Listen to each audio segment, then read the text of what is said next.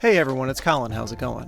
In the 1990s, Apple's line of Mac laptops, the PowerBook series, was fairly well known. But there was another laptop the company made, and it wasn't a Mac. This time, let's take a look at the Apple eMate 300.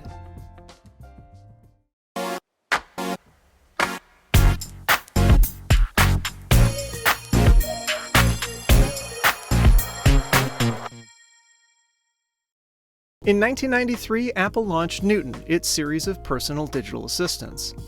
By 1997, several models had come and gone, all in a handheld form factor. On March 7th of that year, the company released the eMate 300, its first, and only, Newton-based laptop.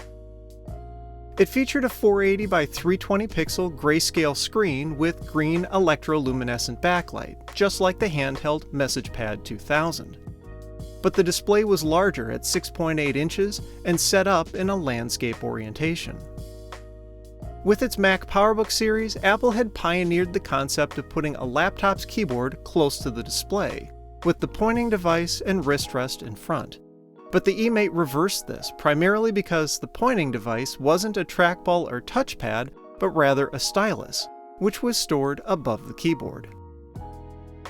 Instead of a Motorola or IBM processor like Macs used, the eMate had a 25 MHz ARM 710A chip, along with 1 MB of RAM and 2 MB of flash memory for storing files.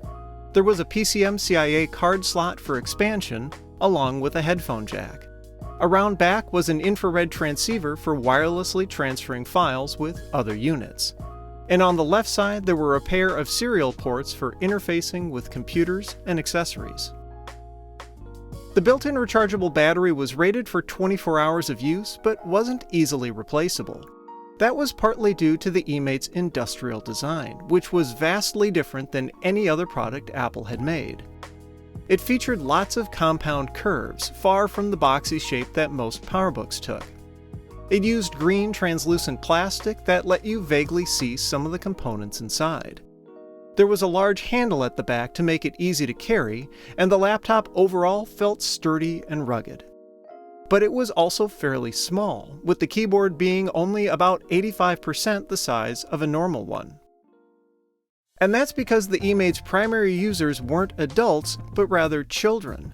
It was sold only to the education market, with the idea being that schools would order them by the dozens or hundreds and assign them to students. The eMate software had a number of programs built in, including drawing and word processing tools. Apple envisioned a digital classroom where students could type up their homework on an eMate, then wirelessly transfer it to their teacher's laptop.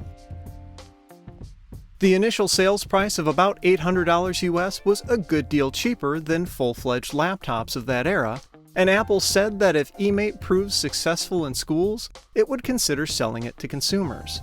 And indeed, by October 1997, Apple had set up a police department in Florida with eMates and Newton message pads to try out, with the hopes that it would enhance productivity and streamline paperwork.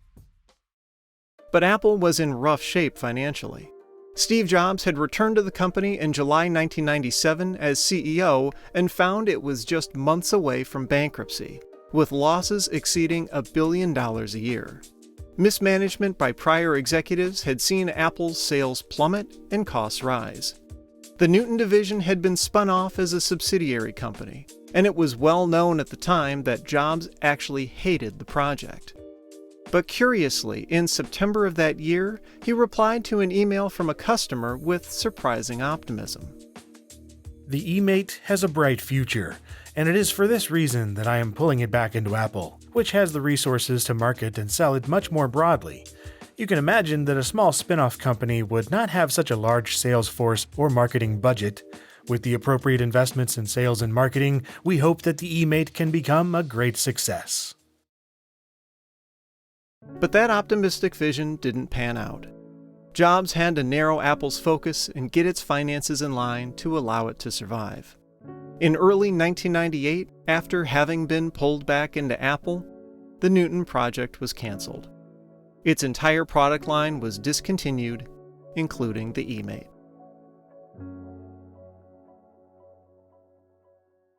Yet the eMate's legacy lived on in other ways, most notably through its design. The original iMac from mid-1998 took on a number of cues from it, including a friendly rounded shape and the use of colorful translucent plastic. And indeed, this design language spread to other Apple products such as the PowerMac G3 Tower and iBook laptop. Apple never released sales numbers for the machine, but used ones do come up for sale online fairly frequently. During its time, it never made it into the hands of general consumers, and even now, not that many people have even heard of it. But the eMate 300 provided inspiration for one of Apple's most iconic products, which itself helped turn the company's fortunes around. One can only guess how things would have gone if it weren't for the little Apple laptop that wasn't a Mac. If you like the video, I'd appreciate a thumbs up, and be sure to subscribe. You can follow me on Twitter and Instagram at thisdoesnotcomp, and as always, thanks for watching.